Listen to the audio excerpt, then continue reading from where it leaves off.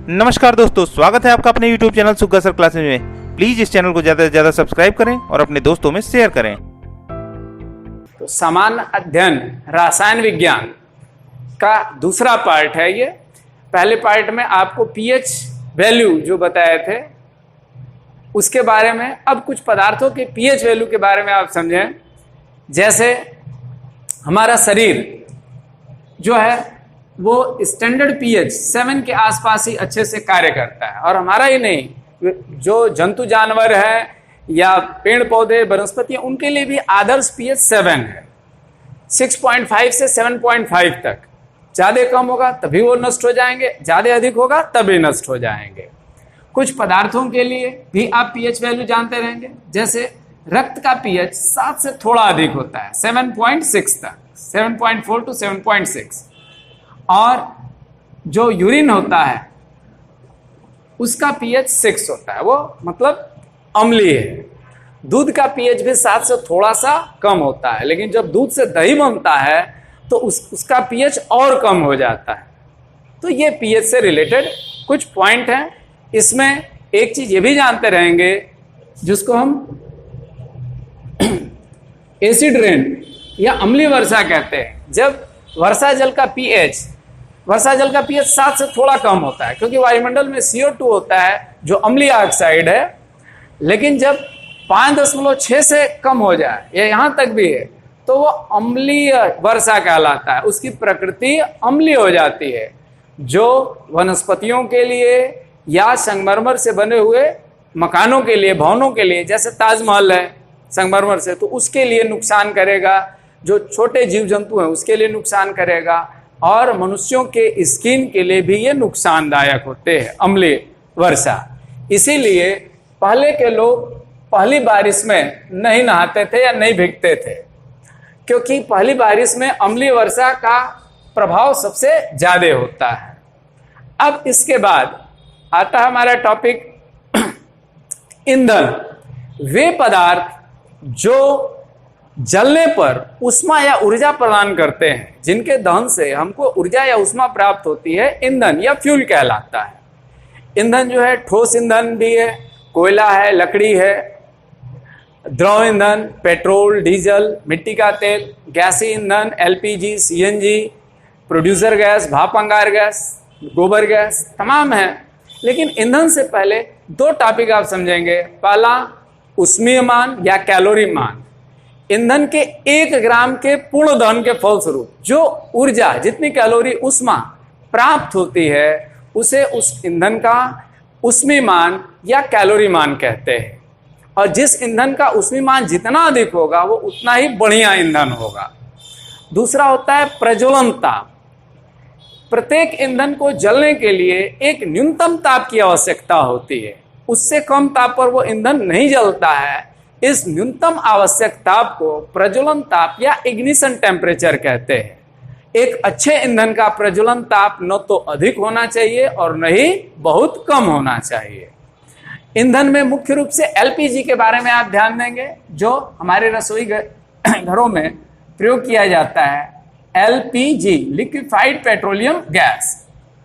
इसका मुख्य घटक ब्यूटेन होता है, ब्यूटेन C4H10, और इसमें एक गैस मिलाई जाती है विशेष गंध की वाली C2H5SH, एथिल मरकैप्टेन। जब LPG का रिसाव होता है तो उसकी पता या जानकारी देने के लिए, सूचना देने के लिए ये गैस मिलाई जाती है, जिसकी विशेष तीक्ष्ण गंध होती है, जिससे हमें पता चल जाता है कि LPG गैस का रिसाव हो रहा है। CNG compressed natural gas. Natural gas जो है इसका मुख्य घटक मीथेन होता है, और गोबर गैस या बायोगैस उसका भी मुख्य घटक मेथेन होता है। ये चीज आप याद रखेंगे बिल्कुल इन तीनों गैसीय ईंधन के लिए। अब कोयला जो है वो कार्बन का अक्रिस्टलीय अपरूप है। जिस कोयले में कार्बन की प्रतिशतता जितनी अच्छी होती है वो उतना अच्छा माना जाता है। मुख्य रूप से कोयले जो है वो पीट है, बिटुमिनस है, लिग्नाइट है, एंथ्रासाइट है। तो याद रखेंगे एंथ्रासाइट सबसे बढ़िया क्वालिटी है कोयले का, और पीट कोयला सबसे खराब क्वालिटी या सबसे निम्न स्तर है कोयले का। इसके बाद आपका अगला टॉपिक है फिटकरी। फिटकरी जो है आप सभी सामान्य दिनों में भी इसका प्रयोग करते हो, सामान्य घरों में भी इसका प्रयोग होता है। Potassium aluminium sulphate K2SO4 Al2SO4 thrice into 24S2। अधिकांश में परीक्षाओं में इसका केवल सूत्र ही पूछा जाता है, तो इसके सूत्र पे ध्यान देंगे। फिटकरी उपयोग जानते हो आप, जैसे कहीं कट छिल गया तो रक्त स्राव हो रहा है तो उसके स्कंदन करने के लिए, उसके लिए एक और पदार्थ प्रयोग में लाते हैं, फेरिक क्लोराइड। कट छिल जाने पर रक्त का थक्का जमाने के लिए इनका प्रयोग करते हैं। इसके अलावा इसका उपयोग पानी को साफ करने में, जो कोलाइडल अशुद्धियां हैं उनको अवक्षेपित कराने के लिए भी फिटकरी का प्रयोग किया जाता है। सिंदूर, सिंदूर के बारे में जान लें। HGS मर्क्यूरिक सल्फाइड रासायनिक नाम है। ये सिंदूर जो है ये पहाड़ों पर पाए जाने वाला सिंदूर होता है। हालांकि एक बेसिक लेड कार्बोनेट वो भी या से प्राप्त होने वाला Pb3O4 ट्राई प्लम्बिक टेट्रा ऑक्साइड, यह भी सिंदूर है। लाल रेड लेड इसको कहते हैं, लाल सीसा। तो ये दोनों ही जहरीले पदार्थ हैं। धातुओं में जानते रहेंगे 3 पॉइजनस धातु हैं, मरकरी, लेड और कैडमियम, जो शरीर के भीतर गए तो नुकसान पहुंचाएंगे। और एक और चौथा भी तत्व जानेंगे, वो धातु नहीं उपधातु है आर्सेनिक। तो 4 डेंजरस जो है ये एलिमेंट है जो पॉइजनस इफेक्ट रखते हैं। ब्लीचिंग पाउडर CaOCl2 या CaOClCl, ब्लीचिंग पाउडर जो है ये मुख्य रूप से रंग उड़ाने के कार्य में प्रयोग में लाया जाता है। इसका उपयोग क्लोरीन बनाने में भी किया जाता है। इसके बाद है POP plaster of Paris. Plaster of Paris का सूत्र होता है CaSO4 इंटू ½ H2O। ये जिप्सम को गर्म करने से प्राप्त किया जाता है और इसका उपयोग जैसे हड्डियां टूट गई प्लास्टर चढ़ाने में, दीवार या छतों को समतल करने के लिए, चिकना करने के लिए, और मूर्तियां और सांचे और खिलौने बनाने में इसका प्रयोग किया जाता है। इसके बाद जिप्सम, जिप्सम जो है CaSO4 इंटू 2H2O, जिप्सम ये, और इसी को गर्म करने से प्लास्टर ऑफ पेरिस बनता है। जिप्सम का उपयोग खेतों के क्षारीयता को दूर करने के लिए भी किया जाता है। जब मिट्टी क्षारीय हो तो वहां पर जिप्सम का छिड़काव करके हम उसकी क्षारीयता को उदासीन करते हैं। जिंक और एल्युमिनियम के फास्फाइड कीटनाशक के रूप में प्रयोग किए जाते हैं। जिंक सल्फाइड का प्रयोग चूहे मारने वाली दवा Zn3P2 और एल्युमिनियम फास्फाइड AlP इसका प्रयोग करते हैं। तो जिंक फास्फाइड चूहे मारने की दवा में होता है, और जो अनाज स्टोर में रखते हैं जिसमें कीड़े न पड़े, उसमें जो पॉइजन यूज किया जाता है वो एल्युमिनियम फास्फाइड होता है। ये दोनों ही जहरीले और नुकसानदायक पदार्थ हैं। सिल्वर नाइट्रेट, इसको लूनार कास्टिक भी कहते हैं।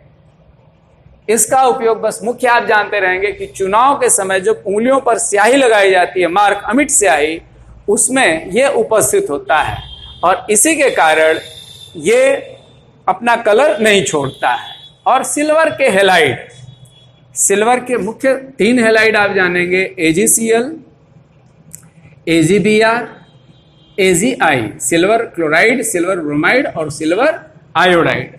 सिल्वर आयोडाइड के बारे में याद रखिएगा, इंपॉर्टेंट टॉपिक है कि ये सिल्वर आयोडाइड जो है, इंपॉर्टेंट इसमें यह है कि जो कृत्रिम वर्षा कराई जाती है तो कृत्रिम वर्षा कराते समय इसका ही प्रयोग किया जाता है। पूछा जाता है कि कृत्रिम वर्षा में किस पदार्थ का प्रयोग किया जाता है, तो सिल्वर आयोडाइड। फोटोग्राफी जो होते हैं, जैसे निगेटिव से फोटो बनाना होता है, वहां सिल्वर ब्रोमाइड का प्रयोग किया जाता है। और जो चश्मे में फोटोग्राफिक कांच लगा होता है उसमें सिल्वर क्लोराइड और सिल्वर ब्रोमाइड होते हैं, जो प्रकाश की उपस्थिति में अपघटित हो जाते हैं सिल्वर और क्लोरीन में, और सिल्वर के कारण ही वो काला हो जाता है। तो फोटोग्राफिक कांच में इनका प्रयोग किया जाता है, और फोटोग्राफी में याद रखिएगा सिल्वर ब्रोमाइड का प्रयोग किया जाता है।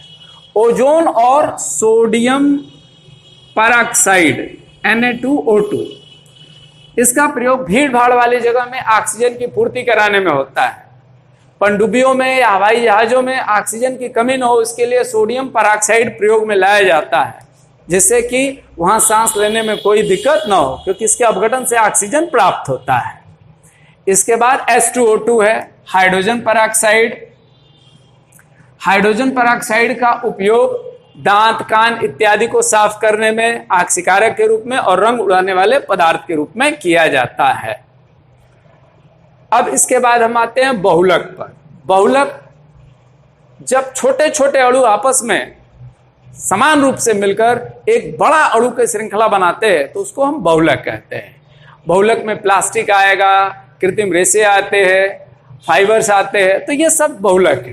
प्लास्टिक में भी दो तरह के प्लास्टिक होते हैं, एक थर्मोप्लास्टिक जो गर्म करने पे नरम हो जाता है जैसे पॉलीथीन है, पीवीसी है, पॉलीवाइनिल क्लोराइड है, और एक जो है ये बेकेलाइट है जो टेलीफोन या टेलीविजन के केस बनाने में, यूरिया फॉर्मेल्डिहाइड। तो ऐसे प्लास्टिक जो होते हैं बेकेलाइट वाले, वो गर्म करने पर नरम नहीं पड़ते, उनको हम थर्मोसेटिंग प्लास्टिक कहते हैं।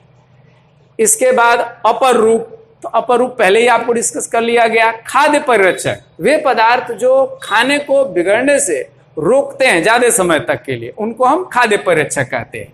सामान्य खाद्य परिरक्षक नमक है, तेल है, चीनी है, जिसकी उपस्थिति में खाना जो है ज्यादा समय तक चलता है। इसके अलावा सोडियम बेंजोएट, ये याद रखेंगे, सोडियम बेंजोएट C6H5COONA, ये एक महत्वपूर्ण खाद्य परिरक्षक है। इसके बाद कांच। कांच जो होते हैं वो धातुओं के सिलिकेटों का मिश्रण होता है। जो प्रकाशिक कांच होते हैं जैसे लेंस या प्रकाशिक उपकरणों में प्रयोग में लाए जाते हैं, वो क्राउन कांच या फ्लिंट कांच होते हैं। जो सीसी बोतल में होते हैं वो साधारण कांच या मृदु कांच होते हैं। बल्ब वगैरह बनाने के लिए कठोर कांच का प्रयोग किया जाता है जो पोटास चूना कांच कहलाता है। लेकिन विशेष कांच जो है वो बोरोसिलिकेट पायरेक्स कांच होते हैं। बोरोसिलिकेट या पायरेक्स कांच ये ऐसे कांच होते हैं या जेना कांच जिनको आप गर्म करोगे तो ये अपघट टूटेंगे नहीं। कांच जो तेजी से ठंडा गर्म होने से चटक जाते हैं। कांच जो होते हैं अक्रिस्टलीय ठोस या सुपर कूल्ड लिक्विड भी होते हैं। कांच में अलग अलग रंग देने के लिए अलग अलग पदार्थ मिलाए जाते हैं रंगीन कांच बनाने के लिए। और धूपी चश्मे, अच्छे क्वालिटी के धूपी चश्मे में क्रुक्स कांच का नाम आता है, और याद रखिएगा उसमें सीरियम का ऑक्साइड उपस्थित होता है जो मोतियाबिंद से हमारी आंखों की सुरक्षा करता है। इसके बाद है उर्वरक।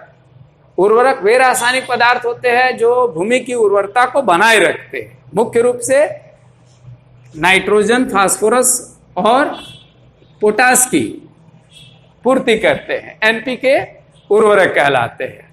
तो उसमें यूरिया के बारे में स्पेशली जानते रहेंगे। प्रमुख नाइट्रोजनी उर्वरक है जिसमें 46% नाइट्रोजन पाया जाता है।